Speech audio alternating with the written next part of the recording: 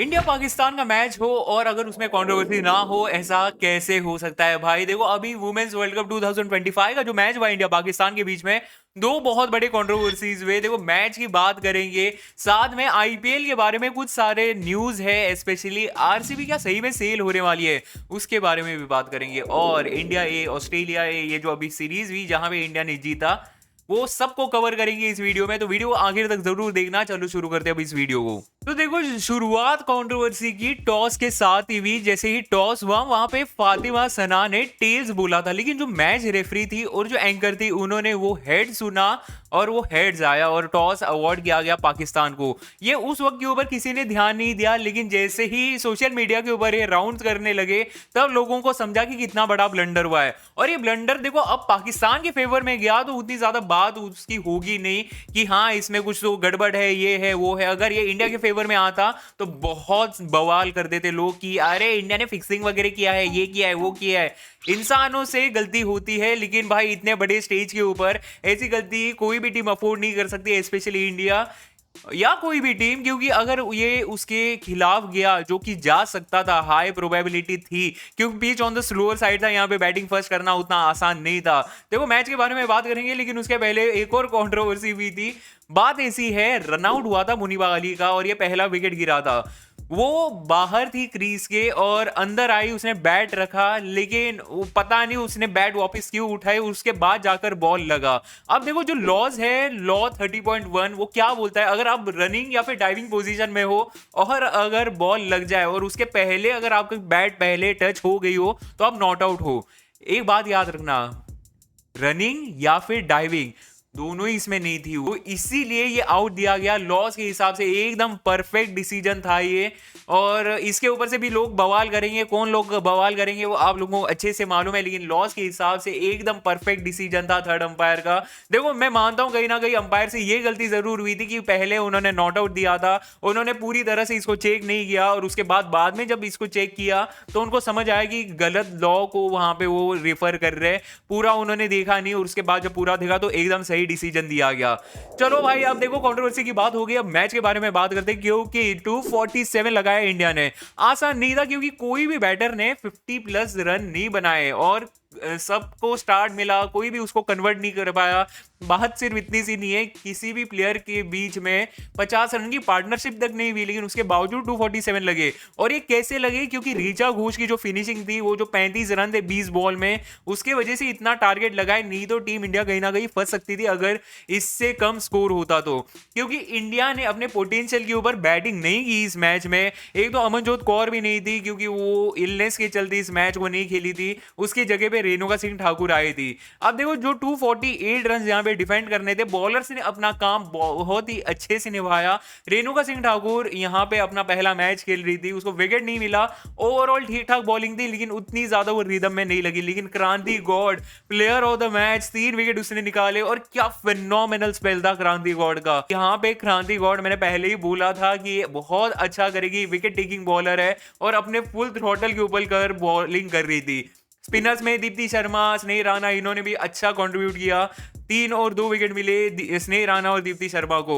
देखो, team India 88 run से इसको जीती, लेकिन बहुत कुछ यहाँ पे है इंप्रूव करने को। जैसे कि बैटिंग बहुत मतलब पिछले मैच में भी उतनी अच्छी चली नहीं थी, इस मैच में भी अब तक चली नहीं है, क्योंकि स्मृति मानधना, हरमनप्रीत कौर और जेमी रॉड्रिग्स, इनके बड़े स्कोर नहीं आ रहे। हरलीन देओल की हालांकि नॉक बहुत अच्छी थी, 46 रन उसने बनाए। पिछले मैच में भी 48 रन की उसकी पारी थी, तो हरलीन देओल अच्छी खासी फॉर्म में चल रही है। इंडिया के लिए अच्छे साइंस है, बस कोई बड़ा स्कोर नहीं लगा पा रहा। उम्मीद करते जो अगला मैच होना है वहां पे एक बड़ा स्कोर आए। लेकिन ऋचा घोष की जितनी अच्छी बैटिंग थी, उतनी खराब उसकी कीपिंग थी, क्योंकि बहुत सारे कैचेस उसने ड्रॉप किए। हाल फिलहाल में बीच में बहुत अच्छी कीपिंग करने लगी थी, लेकिन एक बार फिर उसकी कीपिंग ने हिट लिया है। उम्मीद करते वो भी अच्छा कमबैक करे। और आखिरी जो चीज है वो है भाई इनका डीआरएस लेने का। पहला बॉल के ऊपर जो डीआरएस लिया, बहुत ही ज्यादा खराब था। उसके बाद 2-3 जब ऐसे मौके थे जब प्लेयर आउट थी, अंपायर ने नॉट आउट दिया था, उन्होंने वहां पे डीआरएस का इस्तेमाल नहीं किया। और जो आखिरी रिव्यू बचा था, वो तो सबसे थर्ड क्लास डीआरएस लिया गया था इनकी तरफ से। तो भाई, अगली बार जब भी इनका मैच हो, अगला मैच साउथ अफ्रीका के साथ होना है, जितने भी मैचेस हैं वहां पे प्लीज डीआरएस का सही इस्तेमाल करो, अच्छे से इस्तेमाल करो, और अपने रिव्यूज को वेस्ट ना करो।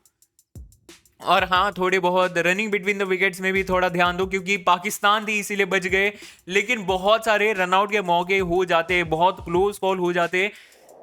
रनआउट अफोर्ड नहीं कर सकते यार, बिल्कुल नहीं कर सकते। तो प्लेयर ऑफ द मैच क्रांतिक गौड़ को मिला 88 रन से। टीम इंडिया ने बहुत मैसिव जीत ली है और 12-0 की विनिंग स्ट्रीक अभी भी बरकरार है। टीम इंडिया, वो सूर्या बोलता है ना, कहाँ पे है राइवलरी।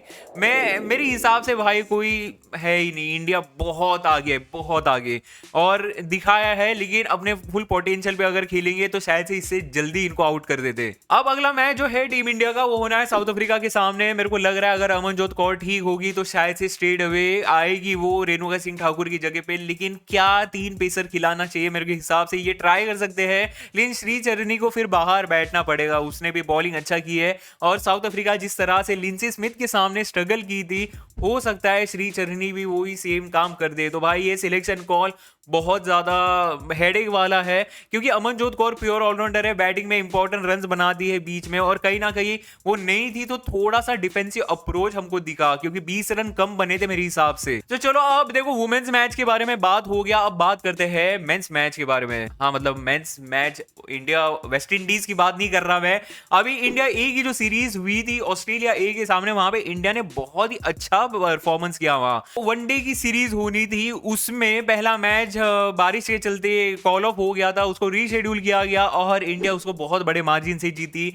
और जो सीरीज डिसाइडर था, क्योंकि 1-1 से सीरीज इक्वल हो गई थी, ऑस्ट्रेलिया ए ने सेकेंड वनडे में बहुत अच्छा डोमिनेट किया, लेकिन थर्ड वनडे भाई साहब जिस तरह की नॉक प्रभसिमरन सिंह खेला है, बहुत कमाल की थी भाई। प्रभसिमरन 102 68 बॉल्स में फोड़ दिया भाई, धागे खोल दिए वहां पे। वैसे 318 चेस करने थे, 2 विकेट से टीम इंडिया ने जीता 4 ओवर बाकी रखकर। वैसे एक बात बता दूं, तीनों वनडेज में रियान पराग ने कंसिस्टेंट परफॉर्म किया, तीनों में उसने 50 लगाए। श्रेयस अय्यर ने भी अच्छा कंट्रीब्यूट किया, लेकिन जो आखिरी मैच था ना, उसमें स्पेशली बॉलिंग में अर्शदीप सिंह ने बहुत कमाल की बॉलिंग किया, 3 विकेट निकाले 38 रन देकर 10 ओवर में। तो ये दिखा रहा है कि वनडे में सबसे पहला नाम उसका बनना चाहिए हर्षित राणा के आगे। वैसे हर्षित राणा ने भी 3 विकेट निकाले थे। क्या आपने सीरीज फॉलो किए थे या नहीं किए थे, कमेंट करके जरूर बताओ। अब आते हैं आईपीएल के टॉपिक के ऊपर, क्योंकि आईपीएल से रिलेटेड कुछ न्यूज सामने आ रहे, एक एक करके बता देता हूं। और सबसे पहली न्यूज ऐसी है कि आईपीएल का जो ऑक्शन है 2026 का, एक ऐसी रिपोर्ट सामने आ रही है कि 21 दिसंबर 2026 को ये ऑक्शन हो सकता है।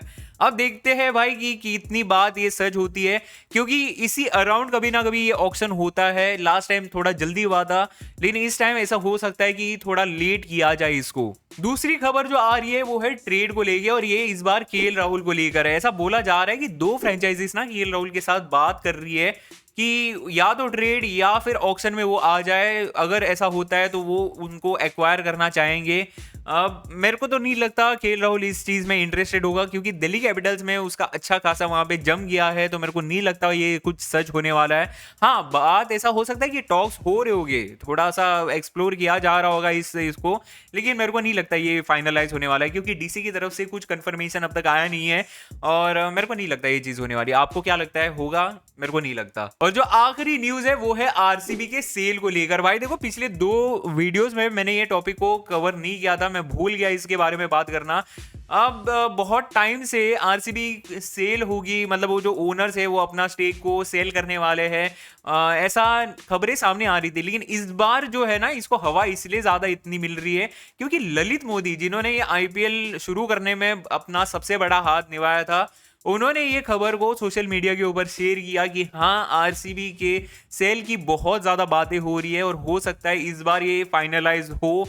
और अगर ऐसा होता है तो वैसे भी आरसीबी अभी सबसे ज़्यादा मोस्ट वैल्यूएबल फ्रेंचाइज है आईपीएल में, और उसके पीछे बहुत सारे रीज़न है। अगर ये सेल होती है तो सही में बहुत बड़ा अमाउंट आ सकता है। देखो रीजंस क्या है, एक तो विराट कोहली, इतना बड़ा ब्रांड इमेज और एसोसिएशन जो है आरसीबी के साथ विराट कोहली का अलग ही है। अब इंडिया के लिए भी एक फॉर्मेट खेलते हैं ओडीआई का और आईपीएल खेलते, तो 2 ही फॉर्मेट काइंड ऑफ ऐसे है जहां पे विराट कोहली रहते हैं और 2.5 महीने कमिटेड रहते हैं आरसीबी के लिए। और जितना मेरे को दिखाई दे रहा है, मेरे को लग रहा है ये वाला जो सर्कल है इसको तो खेलेंगे ही खेलेंगे। शायद से ऐसा हो सकता है कि अगले सर्कल का भी मे भी 1-2 साल और एक्सटेंड कर ले विराट कोहली अपने करियर को आईपीएल में।